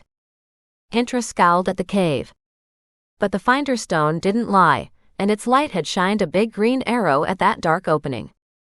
Of course that shifter pack would make its den inside a cave. They knew how much she loathed them. Maybe the Finder's Stone didn't like enclosed spaces either, because the brilliant arrow it generated just sat on the snow outside the cave, but none of its light entered it. How strange. Hintra tilted her head as she studied that anomaly, then she gave it up as one more of the vagaries of magic. But still, why a cave? Disappointment rolled off her in palpable waves. Everyone except Dressen took a giant step away from her. This won't do, not at all. Hintra rested her fists on her hips and shook her head. No wonder those shifters had reached her so quickly yesterday. Where was her grand chase? Her little band of hunters hadn't even gone far from the haven. If she turned around, she'd see the gold glow of its domed shield. They couldn't be more than 5 miles away from it if that, and those miles hadn't even been challenging. Well, the last child on her list should make up for that. He lived in a fortress in the northernmost mountains that could only be accessed via a magical bridge. But she'd earned a little fun, and Hintra could already tell she wouldn't find it here. Well, she'd best get down to business. The spell didn't specify which shifter child she needed to grab, so gender didn't matter. Are you sure they're in there? Dressen squinted into the darkness. Why don't you go in there and find out? Hintra waved at the cave. That sounded like a great plan. Yes, go in there and drive them out. That would give her the chase she wanted. She could chase whoever was in there back to the haven. It was only 5 miles. What was that to a shifter? Dressen stared at her until he realized she was serious. He pointed to himself, then to the cave. You want me to go in there? I'll do it. Brassius pushed past him. She was rather uppity for a faun and barely wore any clothes at all, not that she needed them, since her body was covered in fur that was a lot longer and thicker than Hintra's, long enough to shear in places. But still, 3 strategically placed cloth triangles didn't count as clothing. After one rather pointed glance at Hintra, Brassius dropped to her knees and crawled into the darkness. Good riddance. That faun fancied herself as the Wild Hunt's leader, as if that would ever happen. No, Hintra was stuck with a job until she resurrected their rightful leader. Then she could do whatever she wanted. Growling resounded from inside. The pups were guarded by someone after all. Hintra smiled. Her hunch had been correct. The shifters who unwillingly served the Wild Hunt had welcomed others of their kind into their pack. Come out and fight me. Hintra dropped into a runner's crouch as the green glow of her eyes intensified. Only the entrance is small. The cave is large. You can stand up in it and I could use some help, Brassius shouted from inside. Come on. Dressen waved the others to follow him and rushed to help her. He grimaced at the cave, then he too crawled into the darkness. The other 4 hunters followed him, but Hintra stayed outside. She didn't do holes in the ground. Send them out to me. I'm owed a good fight. She had plenty of room to fight out here. Something had bored a hole in the short mountain's feet, just steps away from the enchanted forest. But she ignored those ensorcelled trees. They were deep in winter's sleep, dreaming of spring's coming, and not likely to wake up now even if she broke one of their vaunted rules. The wind whispered through their dark, naked branches, and it seemed to repeat their rules: start no fires, carry no weapons, do no harm. Oh, I've a mind to do more than harm this night. Hintra unsheathed her claws in anticipation as the sound of fighting intensified. But her claws were made of reinforced bone, so they didn't even register as weapons to the forest. Those trees could sense metal. They hated it because metal weapons had murdered the guardians long ago in the days of kings and mage wars. But time was a wheel always turning, and those days would soon return. That damned mage boy who'd slipped through her fingers was a sign of it. Sarn had a power not seen since those days of wizards and dragons, and he'd slipped through her fingers. But next time, he wouldn't. When those days came back around again, the Wild Hunt would have its own mage. Hintra grinned, then shot forward as a snapping and snarling gray shape rolled out of the cave. It was all teeth and claws and brindled fur, but she came in low, claws bared, and sliced its belly open. No viscera spilled out because it was a shapeshifter, and they were damned hard to kill. The wound she dealt was already healing, as it rolled onto its belly and growled at her. With its back up, the old wolf shifter was as tall as her. It crouched there, judging the right time to pounce. At least Hintra hoped that's what it was doing. He bared his teeth. Come on already. I've had a crappy day, and I'd really like to take it out on you. But it was a pride thing. Hintra couldn't attack him again until he attacked her. That was just the way things were done. Why do you attack us? We're both children of the same dethroned god, Marikaya, he said.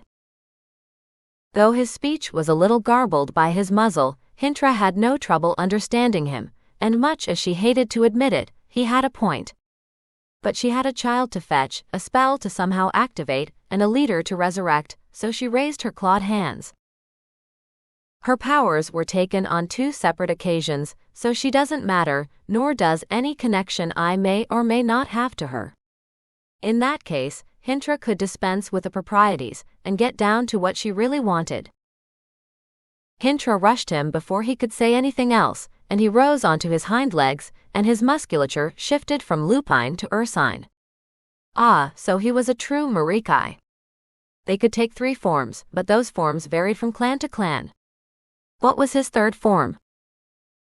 Maybe she'd find out.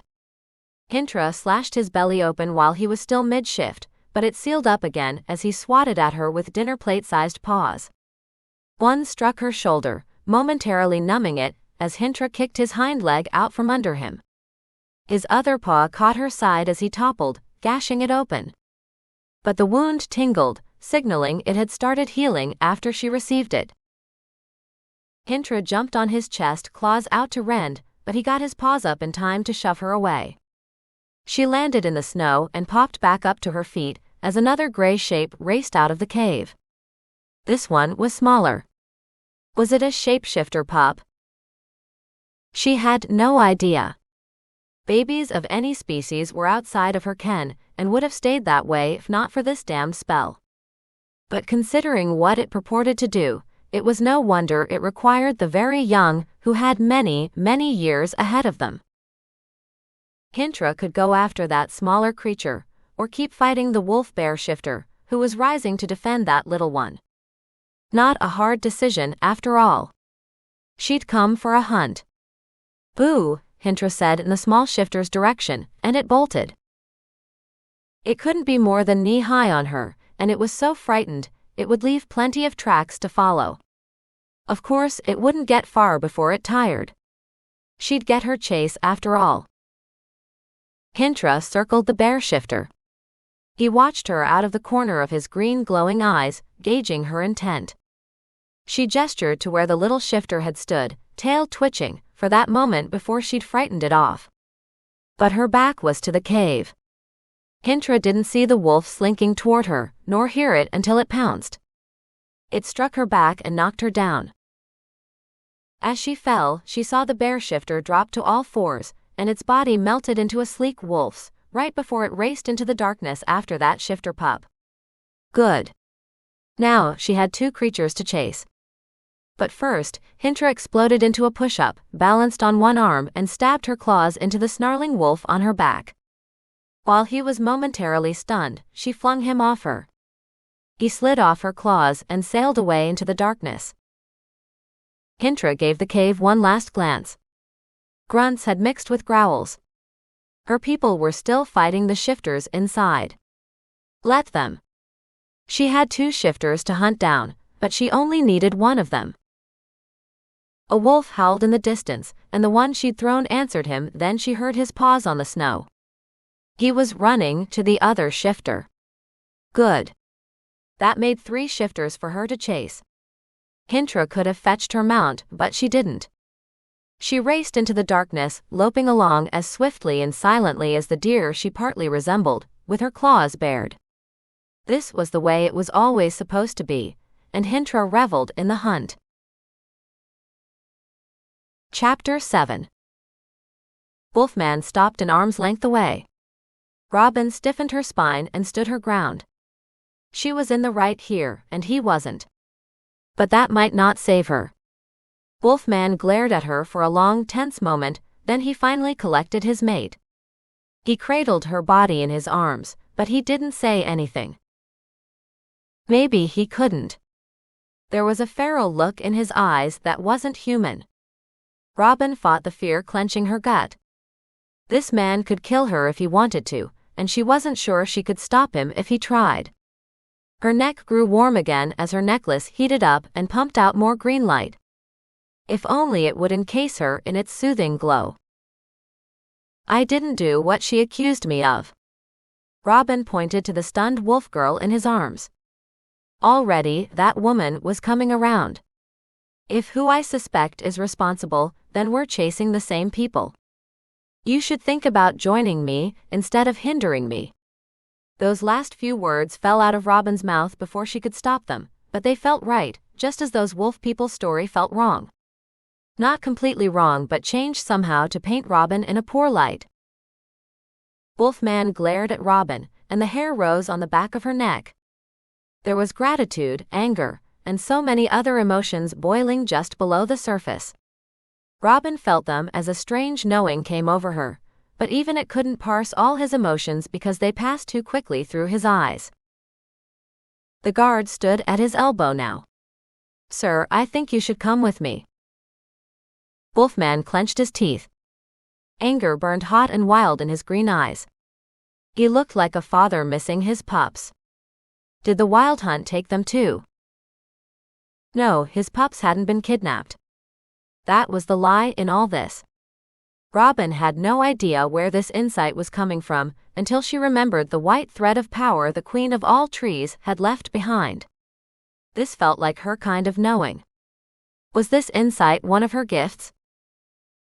Robin touched her sleeve where two white threads glowed side by side but didn't touch. She knew which one had belonged to the Queen of all trees. It was the one vibrating under the finger. She ran over it. Don't disappear.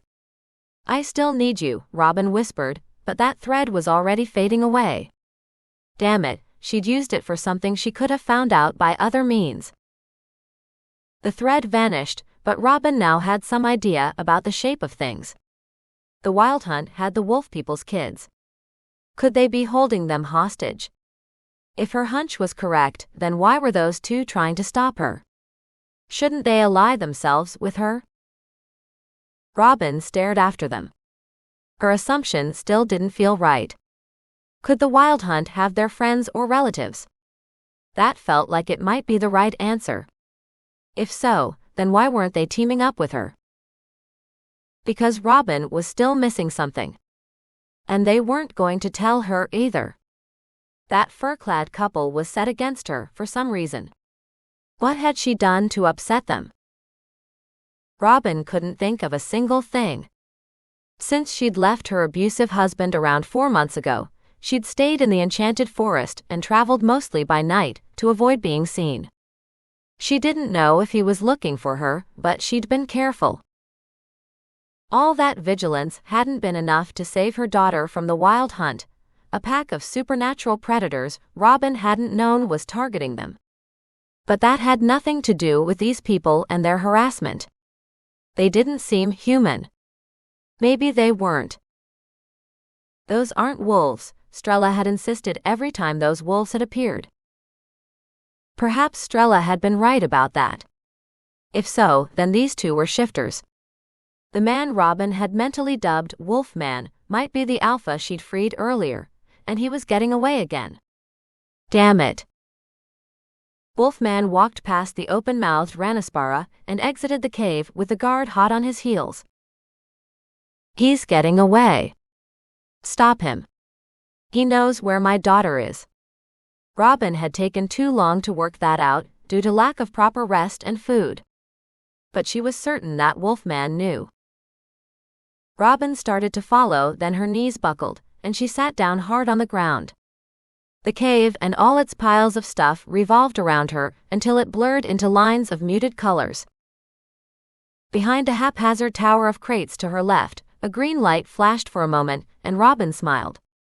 So the mage she was searching for was behind there after all, but she was in no condition to go anywhere right now, let alone across the cave to demand his help. Exhaustion threatened to flatten Robin as she struggled against a wave of dizziness. She touched the last white thread. It had belonged to the huntress, and the damn thing vibrated under her finger. This won't stop me.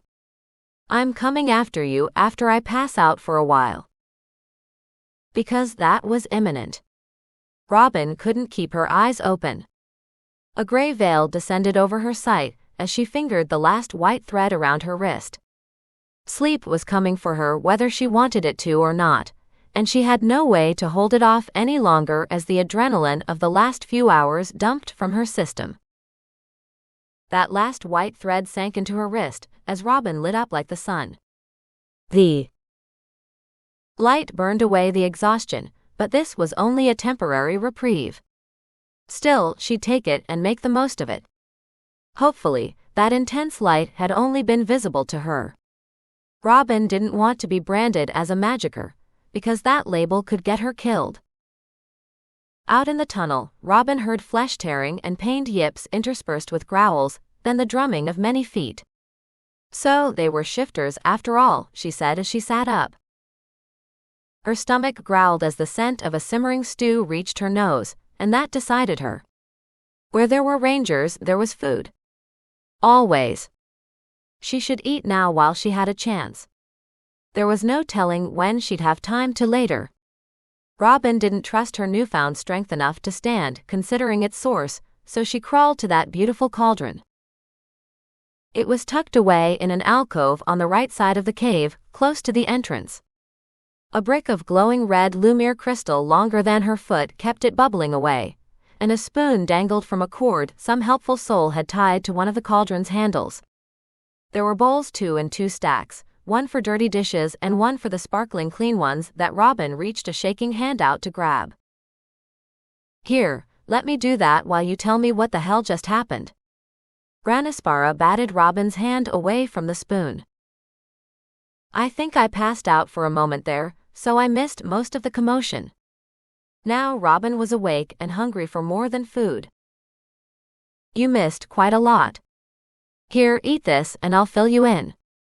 Then we'll see if us girls can resolve all this drama sensibly. Does that sound good to you?" "Sounds great," Robin said, then she took her first spoonful of heaven. She didn't care what those white chunks of meat floating in that thick broth were.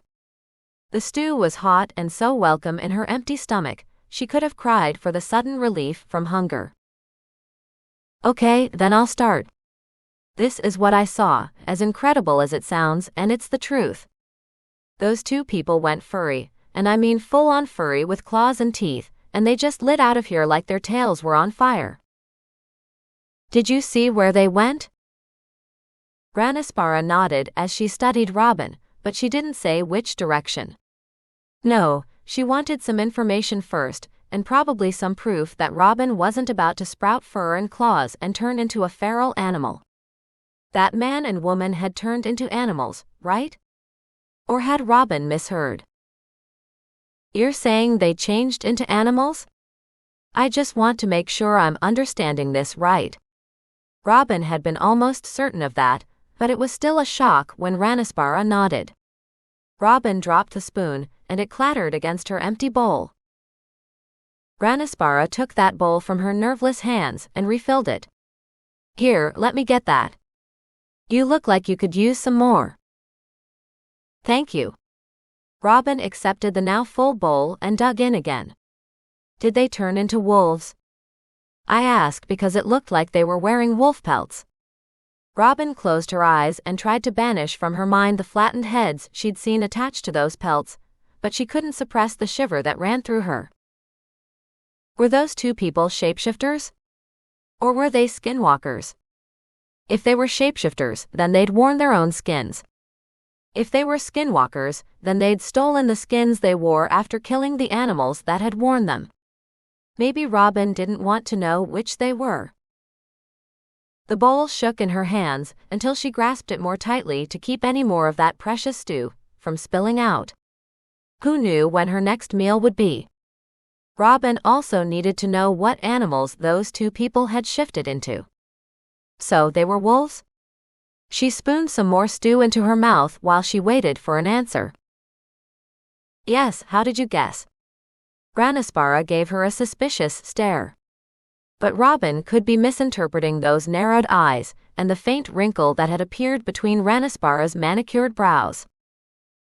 "Their furs looked like wolfskins and they still, had their desiccated heads attached," Robin said around a mouthful of stew and shuddered. It was no less grotesque a sight now that she knew those heads had only been temporarily preserved by magic. Might there be more magical strings in the corridor left by those creatures when they'd shifted into beasts? Robin wanted to get up and look, but she needed some way of distracting Ranispara first. Nothing sprang to mind, so Robin shoveled more stew into her mouth and chewed. If those strings were still there when she left this place, she'd pick them up then. If not, well, she was here to collect a mage as soon as her hunger had been satiated. Besides, those strings might just come to her. One had already done so earlier. There was no reason to believe that String's reaction to her presence had been unique. "Which way did those wolves go?" Robin asked, even though she already knew the answer. "Hey, I'm doing all the answering here. How about you answer a few questions then ask me that?" Ranispara leaned across Robin to fetch a pitcher and 2 glasses, and a long braid flopped over her shoulder. She flicked an inquiring glance in Robin's direction, and Robin nodded. A drink would be great right now, especially if it packed a stimulating punch. The warm meal and conversation were having a soporific effect on Robin. She stifled a yawn, then greedily sipped from the glass Ranispara handed her. Ranispara was a puzzling woman. She wore the same uniform as Mr. Bad Attitude, but where his was utilitarian, hers was flattering. Ranispara also wore jewelry. A gold hoop hung from each earlobe just wide enough for a baby to thrust an inquisitive finger through, and Ranispara's bracers were good quality leather, hand-tooled with stylized designs of running deer. They matched her gray boots, which were similarly decorated. Ranispara was young too. She couldn't be more than 5 years Robin's senior. "Hey, take it easy with that." Ranispara patted her back when Robin coughed. She'd imbibed too much of that sweet beverage while she was wool gathering. Now, it was threatening to make a reappearance. "What is this stuff?" Robin wiped her mouth and scowled at the drops of red juice decorating the back of her hand. "Winterberry juice. It's a little sweeter than usual, but it packs a punch." Ranispara set the glass down on a nearby crate, which served double duty as a table of sorts, then she folded her arms over her chest and regarded Robin coolly. "So, do you want to explain what I walked in on earlier?" "I wish I could, but I don't understand what that drama was about either. Other than to discredit her or land her in jail, but those were her only theories, so Robin didn't mention them. Hopefully, her face wouldn't betray her thoughts, but it probably did." Ranispara just raised an inquisitive eyebrow. "I don't know what that was all about. I didn't kidnap anyone's baby." Robin had to stop because tears choked her. Not another crying jag. Robin tried to get her emotions back under control. She could cry later when those tears wouldn't harm her chances of getting help. Robin blinked furiously, but that didn't stop the tears from falling. Neither did logic. Her broken heart wouldn't listen to reason. Robin had encountered so many obstacles, her quest felt hopeless, but she refused to give up. Rosalie was counting on her. She wiped the tears away. How could she get Ranispara on her side? "Hey, things are never as bleak as they seem. Here, take this. You need it more than I do." Ranispara handed her a handkerchief. Robin accepted it and used it to blow her nose. "Why don't you start from the beginning and go from there?" Sure, why not? Maybe her story would convince Ranispara to lend her some aid. Robin shifted to a more comfortable sitting position. Exhaustion weighed heavily on her, so she rested her head against whatever was behind her and started talking. This cave was so crammed with stuff, she could be pillowing her head on anything. But she was too tired to look. Her energy was crashing, and she would too if she didn't get her hands on a stimulant. Robin yawned. No, she had to wake up. Finding the wild hunt would be easier if she wasn't dead on her feet. When she stretched her legs out, her face fell. That green thread she'd picked up after she'd freed the alpha wolf shifter was gone too. All she had left were the green glowing strings that made up her necklace. Damn it. Robin hadn't used it, but she'd been close enough to the wolfman for him to take it back. Maybe that's what had happened. It was his, of course. If he was the alpha she'd freed from the wild hunt's collar earlier. Why hadn't that made them allies? What was she missing? Robin tried to figure that out as the cave took on a grayish cast. She yawned, then drifted off until Ranispara shook her shoulder. What happened next? Robin tried to remember what she'd just said, and couldn't. It was lost somewhere in that gray place between wakefulness and dreams. They took my daughter. We came here seeking help. That's it. There was more, of course, but that's all this ranger needed to know.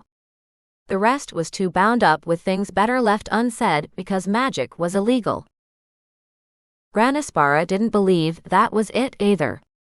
That one glance had said it all, then the ground shook. What was that?